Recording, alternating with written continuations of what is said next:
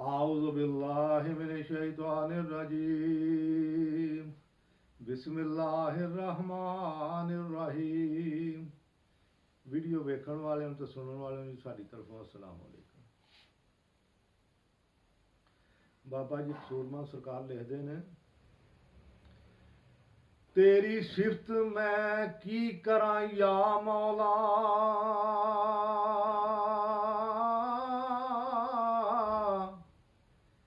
ते तेरियां कुदरतां वेख हैरान हुन्ना।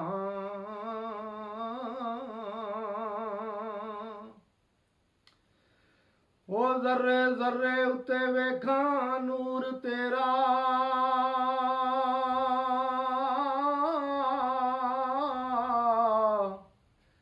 ते तेरियां कुदरतां वेख पिया कुर्बान हुन्ना।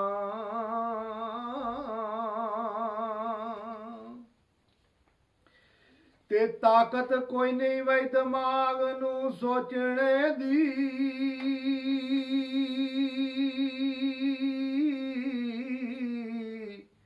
ओ कदी हैवान ते कदी इंसान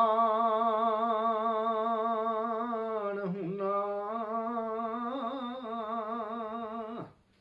ओए करा दलीलां गोल कसूर मंदा,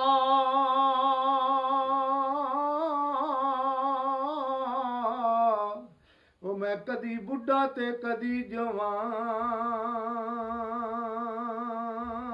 हुन्ना।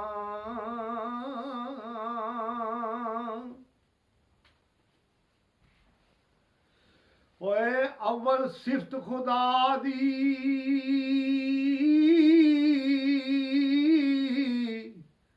जिस 14 तबक सवारे ओ खातर महबूब प्यारे।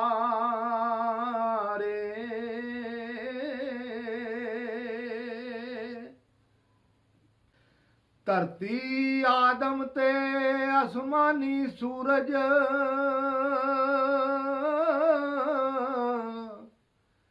ओ चन्न सितारे चमकन हारे।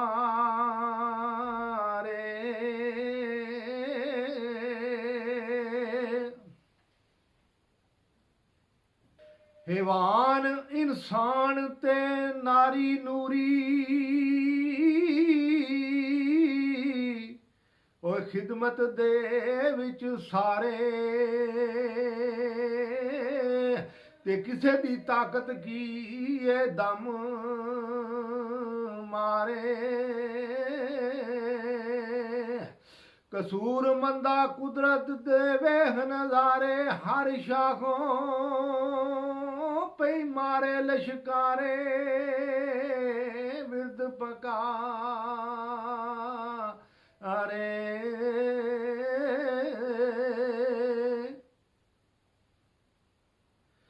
ओए ए सिफत है सिफतां वालड़े दी,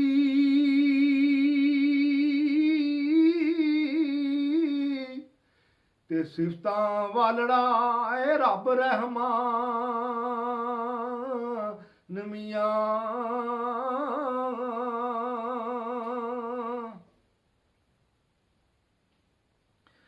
ओ फिर आखा मैं नात रसूल पाक ताई, ते खातर जिस दिए सजाए दो जहान मियां।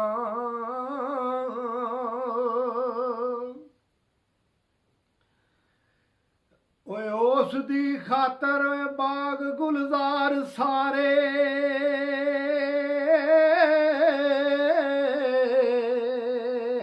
ते शान जिस दी विच आया कुरान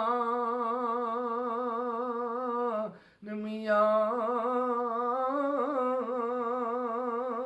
ओए कलमा उस दा पढ़दा रहो कसूर मंदा,